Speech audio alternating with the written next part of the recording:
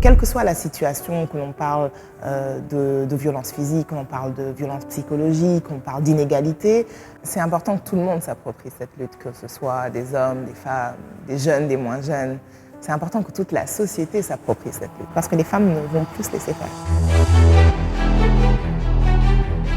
Je m'appelle Mariama Touré, je suis entrepreneure, fondatrice du centre de danse The Dance Hall, où je suis également la directrice artistique. À mon sens, aujourd'hui, malheureusement, vu que nous sommes dans une société qui reste quand même patriarcale, les femmes dans cette société-là, bien qu'elles subissent des violences, ces violences-là ne sont pas vues comme étant des violences. Les femmes ont encore du mal même à s'exprimer et à oser dire ceci représente une violence pour moi, pour pouvoir mettre en place un espace de sécurité émotionnelle pour tout le monde, pour pouvoir espérer aussi que les générations futures comprennent beaucoup mieux ces questions liées aux violences faites aux femmes.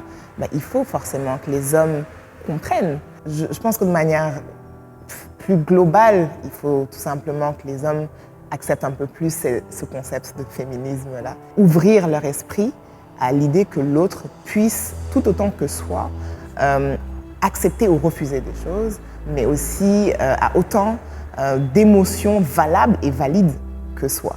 Toutes ces choses-là doivent être explicitées dès le bas âge, et dans les familles et dans les écoles. Ce n'est pas un combat de femmes, c'est un combat de la société.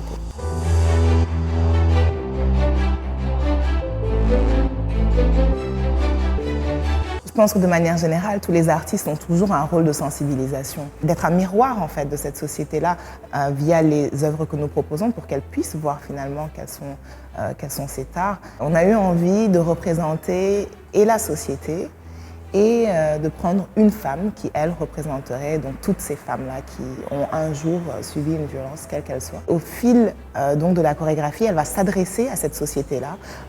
Parfois, ils vont réagir en l'agressant et parfois, ils vont juste choisir de fermer les yeux, de se boucher les oreilles ou encore de se taire. Et pour nous, c'était ça qui était important aussi d'imager à quel point finalement les personnes peuvent volontairement ne pas voir, volontairement ne pas entendre et surtout volontairement se taire face à des abus qui soient faits aux femmes.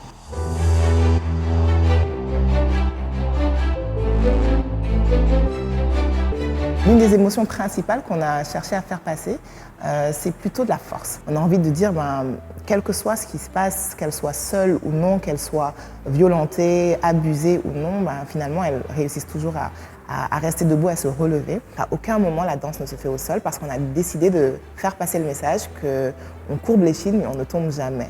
L'histoire, elle se termine avec une femme qui reste forte.